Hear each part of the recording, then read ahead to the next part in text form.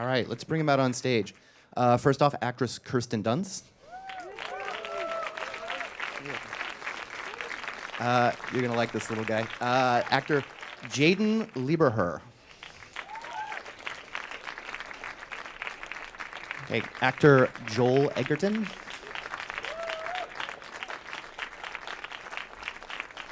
Actor Michael Shannon.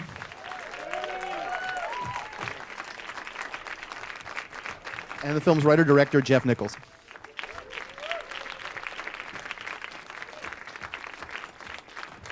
All right, I'm going to start here at the very beginning. I've given to understand that part of it's from an image you had in your head, and then part of it was from a personal experience.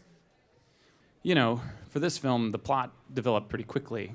I knew it was a chase film that went from point A to point B. All the details kind of fell into place. And as I was conceiving it, my son, he was about 8 months old at the time, he had something called a febrile seizure. And it was obviously very frightening for my wife and I. And I started to try and wrestle with that fear. And that's when I found kind of the heart of the movie, that relationship and how I feel about him. That's really what the movie's about. You very, very quickly established that in a lot of ways, this is a story about a father and a son. It's a story about parenthood. I think that speaks to Mike and it speaks to Jaeden, that they can, you know, have very simple lines and very simple actions, but they start to imbue them with more meaning very quickly. And what sort of discussions did each of you have with Jeff about, you know, who this character was, how it fit into the bigger picture of the film, that kind of thing? I'll let you all talk. I mean, I encountered each of these people at different times through the process. I sent Jeff my CV in the mail, hoping to get a meeting with the man. No, we've gone back. I picked you up out of film school, right? Close, 2004. 2004, yeah. So, yeah, how did you stumble onto this guy, Joel? You know, the better the director, more self-assured, the more accomplished director that you can associate with it, it raises the bar of your own work, and whatever you provide in collaboration with that person becomes better. And so you want to be with people that know what they're doing, and Jeff clearly, having made a few movies already, knew what he was doing. And so, and the script itself, in the true sense of the word, was a page turner.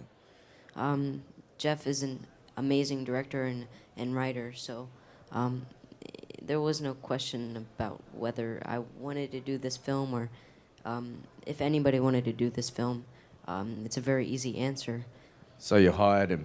Yeah, I hired him. And I've been such a fan of Jeff's work, and I don't even need to read a script. When I saw Jeff Nichols, I was like, yes, I'm in. I'll play any part. I'll play Jaden's part, anybody's part here.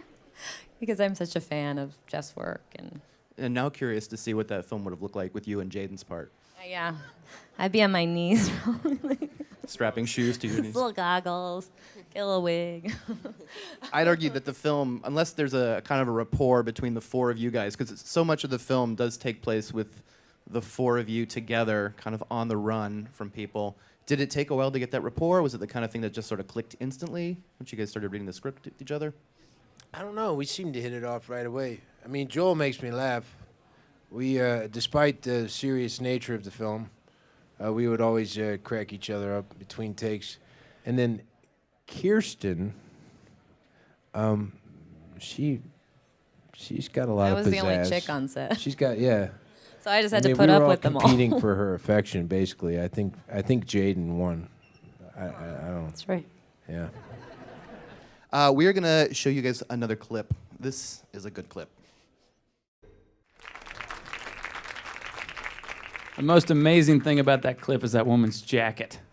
That jacket's extraordinary. It's really... It's a nice Parachute. jacket. Her car is pretty cool, too. too. I think we made that specifically for the film. How long did it take you to find the part? How long did it take you to find Jaeden and know that he was the right actor for the role? Maybe 6 weeks, 2 months into the search. So I'd seen a lot of people at that point. And, you know, he held two things. One, this obvious intelligence, you know, and maturity.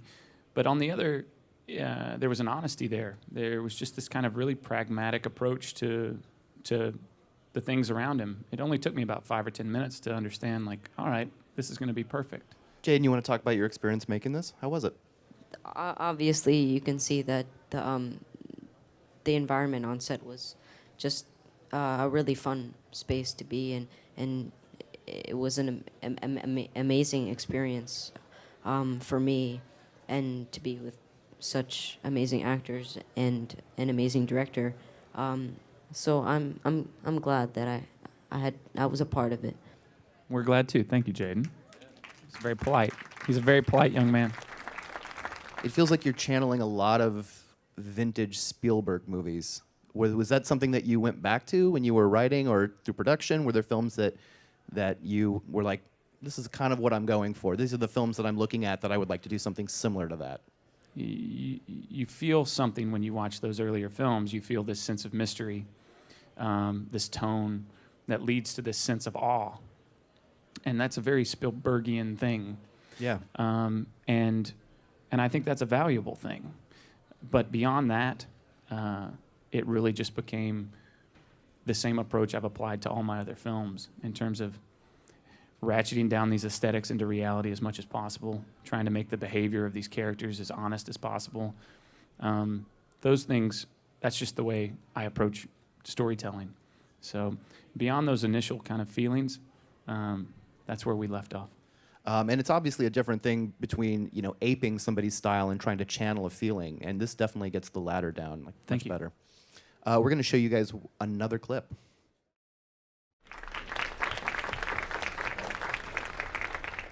I want to talk to Kirsten and Joel just about your characters. Well, when you meet Sarah, she hasn't seen her son in 2 years, and she couldn't really do anything about it because of the powers that he has. So she's lived in a lot of pain and solitude when you meet her.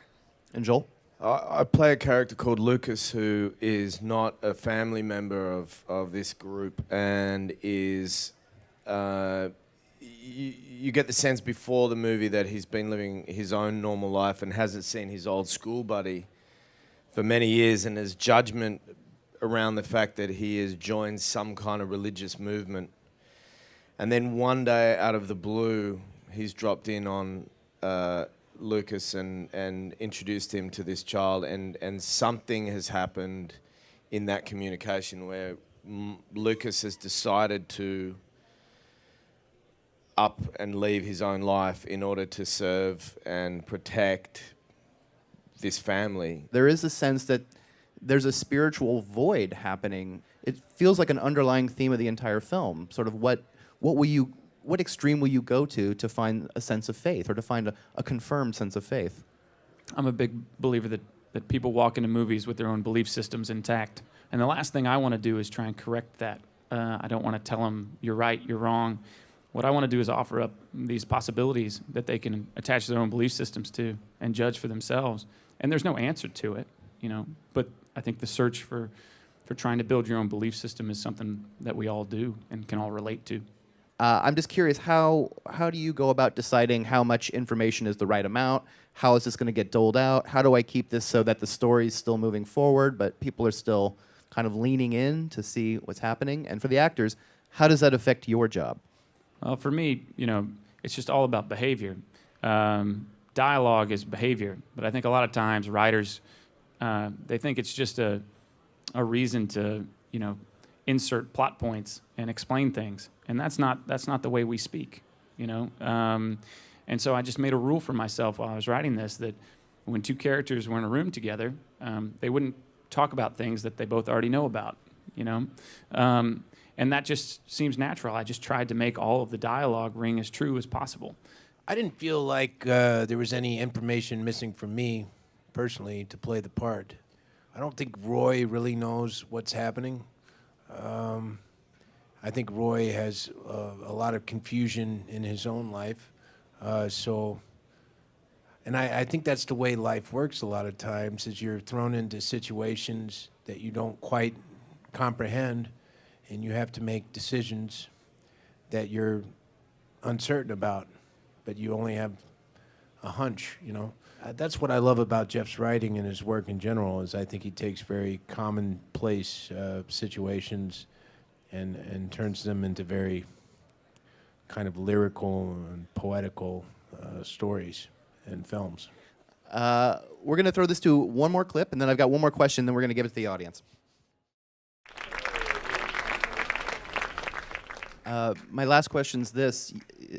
For Michael and Jeff, you guys clearly work really well with each other. The sort of, I guess, the Scorsese and De Niro of moody, atmospheric character drama stuff with fantastical elements thrown in. That work? It's more like the David Lynch, Laura Dern. Yeah. Which one's Laura Dern? I'm David Lynch. Okay. Just checking. Gladly take that. How's your working relationship changed over the years, over these 4 films? Not a lot. You know, I think I've gotten more confident in what I'm doing, you know, which helps. But And I've lost a lot of respect for myself. But yeah, you know, I put a lot of time into these screenplays, and I feel like when you give Mike a screenplay, if he responds to it, it's because he's responding to the material. I'd like to think he's not just showing up because it's me. I'd like to think there's something in the script that works for him, you know. So yeah, it's gonna be it's never I never just show up and punch the clock because it's Jeff. I'm always excited to see what he's gonna do next. We've got time for a couple of questions from the audience. I have a question for Kirsten. I was just wondering how you mentally prepare to do each role. I do weird things, to be honest. It kind of feels like at the end of the day, like I did a little witch's brew of myself, my life, dreams, whatever is coming to me. Books influence me, music influences me, but it really all comes from inside of myself. Hi, I'm curious about Take Shelter and how you might think that these 2 films sort of speak to each other. Just from what we've seen, it seems like they, I don't know, might be like sort of a spiritual sequel or something. Or maybe it's just because Michael Shannon's in it too, but I don't know. Both things deal with protecting your family. Both films deal with that, but I think in a totally different way because my perspective has changed. These are all kind of points of view from my life when I'm making them, and I think very much Take Shelter in this one. They seem to be, like I said, 2 sides of the same coin. Is it hard to watch yourself on the screen? Because I noticed Michael wasn't like watching when the clips were playing, you were like, so I was like, is it hard for you to watch, like as actors, is it hard for you to watch yourselves do you like overanalyze what you did and, oh, should I have done this? Or are you like satisfied once you see it? I've already seen the movie a couple times, so I just wanted to listen to it, like a radio play, you know. I love watching myself. It's one of my favorite things to do. I'm constantly watching my own movies on a loop. It does make me a little bit uncomfortable. I do feel, I don't love watching myself. There are moments when you can be really proud of being part of something, and I knew that this would be a special movie to be proud of. You guys, thank you so much for coming. Thank Take you. care.